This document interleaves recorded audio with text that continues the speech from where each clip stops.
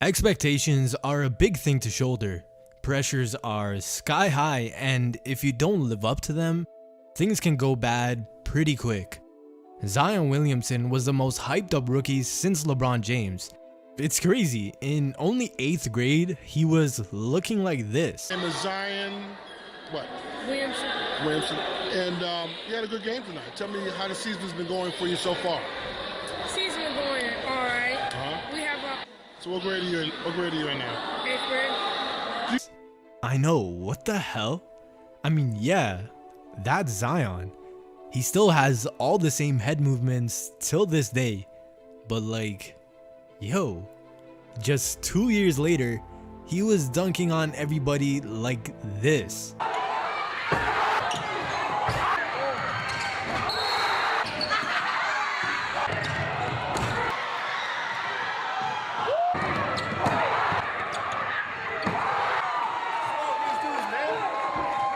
It's just not fair, man.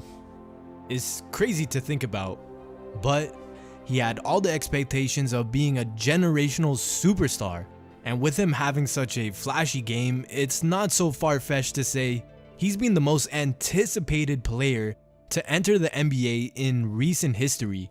And after being drafted #1 overall in his 2nd season in the league, he's lived up to all of them so quickly.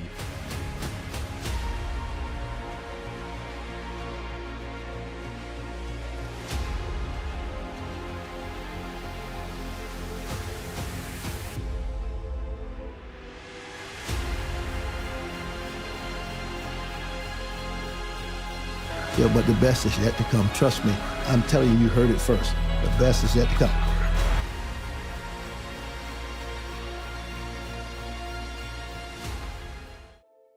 What's good, everybody? It is Handles, and Zion Williamson really has shown that he's going to be a force and MVP level player for years to come. And over the last few games, Zion is showing all of us exactly what's to come in the future. He can't really be compared to no one because there hasn't ever been a player exactly like him. I mean, when you're bullying people like this on a regular basis. Zion Williamson put a shoulder into. Only one body that ever starts to move, and it's never Zion's. He's bludgeoned. Punishing you. Donovan in the overtime. Zion accepts the punishment. Yeah, it's hard to really make a comparison. But I know we like to talk about his strength, but Zion's footwork and touch around the rim is something we haven't really seen before.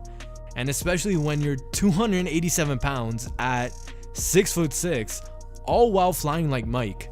The only person that may be able to come close to him is maybe a modern version of Charles Barkley. Both undersized power forwards, but their ability to get off the floor quickly made them dominant forces in the paint. But with Zion to a much more serious extent. But even with all their similarities, they both have clear differences, and not just in their game. Definitely a lot of girth there, but it was a lot of flab. As strong as Barkley was, it was a lot of flab. Damn it, that's my man. I was my brother, but it was a lot of flab Why do you back have to then. use the word okay? flab? It was. Zion Williamson, I mean, you talk about a guy that's 280 and most of it's muscle. Zion has already shown he's a superstar in this league, and definitely going to be that guy in the future who we're all arguing deserves MVP. Just take it in. He hasn't even played a full NBA season yet, having only played 76 games so far. And this season, he's already averaging 27 points, 7 rebounds, and 4 assists per game. And over his last 11 games, after becoming Point Zion, averaging 31 points, 8 rebounds, and 5 assists per game. According to his assist rate, you can see his assist percentage flew way up after taking more point guard responsibilities, and it only helps him grow more and faster. And over the course of this season, with the more minutes played and games under his belt, he's just gotten better and better. Let me show you how. This graph represents Zion's game score over the course of the season. If you don't know what game score is, It is defined as a statistic that attempts to give a total perspective on a player's statistical performance throughout an entire basketball game.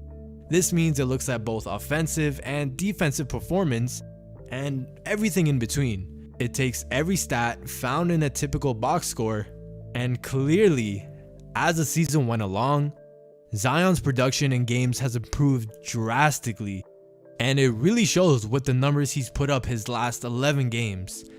And it's only going to improve even more as he continues his growth as a player. What's crazier about this all is he's only 20 years old and already breaking all sorts of records, so undoubtedly he's going to get much better as his career goes on.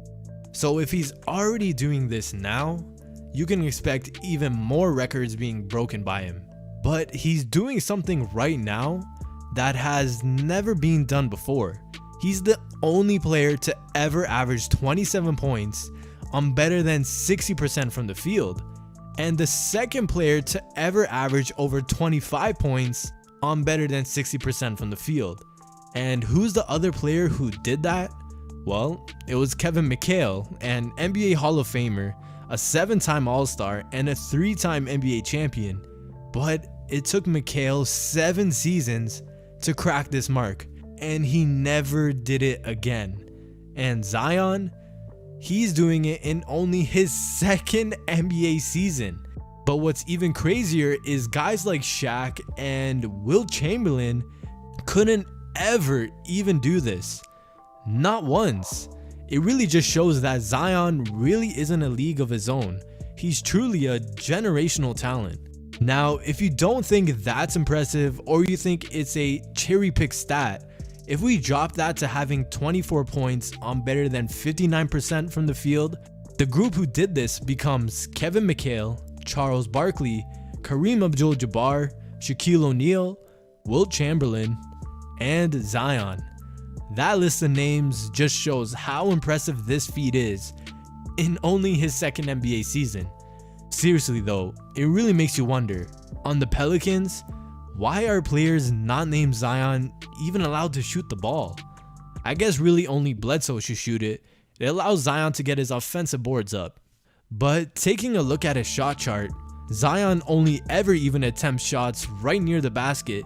If he's seriously doing all this now, only scoring in one area, it's scary, very scary to imagine what he's going to be doing when he starts developing his jumper as the years go by. Maybe he might become one of the most dominant players to have ever played the game. Only time can tell. I mean, not even playing 82 games and putting up truly historic numbers is just insane. As he expands his game, he will only become more and more dangerous. But for some reason, it's crazy how much less attention he's getting this season despite putting up these kinds of numbers. With him living up to all the hype and Stephen A. Smith still being pissed about the Knicks not getting him. Hey Barrett, Darius Garland, this ain't the day. Right. It was Zion or nothing. Correct. No. And that is what New Yorkers are going through. We are all discussing. It seems as though all the hype about him has gone down. It's strange. From being one of the most hyped prospects in recent history to basically being underrated, Zion was a name the media had to mention every other sentence. Maybe it's because all the LaMelo talk has taken away from him, or it could be the fact that he's in a small market. And of course, it doesn't help that Zion recently just said that other than New Orleans, New York is his favorite place to play. I'm glad you asked that, actually. I mean, New York is the mecca of basketball. I love playing here. When I played here in college, and this is my first time playing here in the pros, and I mean, this atmosphere, you know, whether they're cheering for you, whether they're booing for you, it's amazing. Honestly, I think outside of New Orleans, obviously, I think this might be my favorite place to play outside of New Orleans. I can't even lie to you. I can't lie to you. New York and Zion? Not surprised the media just had a wet dream and that one statement made headlines everywhere. Yeah, everywhere. Even this was a headline. Yes, This is actually an article entirely talking about when Zion one day leads the Knicks to glory, even telling the reporters to ask him every game whether or not he wants to play in New York. Yep, so I guess every Pelican fan should just pack their bags, cause Zion don't play for them anymore apparently. But on ESPN, rather than talking about Zion and his historic numbers and just how elite he is, or just so much more topics you can talk about him, can you guess what they talked about? What winds up happening almost always in smaller markets who have transformational kind of talents is they stay there for 6 years. Of course Knicks fans should be excited. If Zion Williamson is healthy after 6 seasons in New Orleans, and I'm a Knicks fan, I'm thinking, ooh, we got a real chance to trade for him heading into that year 7. And being the monster that he is, being the human highlight reel that he is, I think about Madison Square Garden and what if he were there. And I knew he wanted to be there. Everybody and their mother knew he wanted to be there. He looked depressed when he saw that New Orleans ended up getting the #1 overall pick, okay? He didn't want to be there. He wanted to be in New York, okay? He wanted to be in the Mecca. Yeah, they only talked about a what-if scenario 4 or 5 years from now about when Zion decides to leave the Pelicans for the Knicks. What the hell is this? The man hasn't even played 2 NBA seasons and they're already talking about him leaving?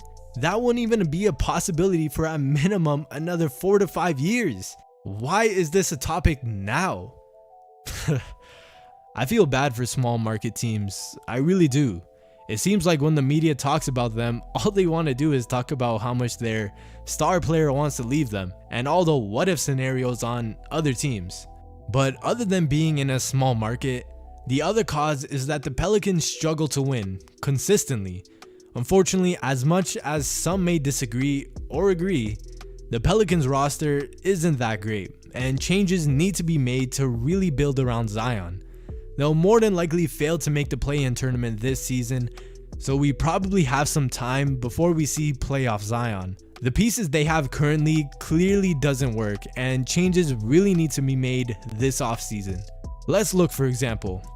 This season with Zion on the court, the Pelicans play on the level of a 44-win team. Without him, they play on the level of a 34-win team. Of course, with his offensive game being so elite, he obviously still has some big strides to make on defense, with Zion and his team ranking in the 15th percentile in points allowed per 100 possessions when he's on the court. But of course, defense comes with age, and young players generally aren't the best defensive talents unless they are specialists. But with how the media is saying the Pelicans only have 4 or 5 years left of him, they really need to make changes fast. Zion quickly proved his value in the NBA as a clear future MVP player by already putting up historic numbers at only 20 years old. He has all of us tuned in every night waiting to see who he's just going to bully and put on the highlight next. He has a long future ahead of him. Let's just all be sure to sit back and enjoy his career.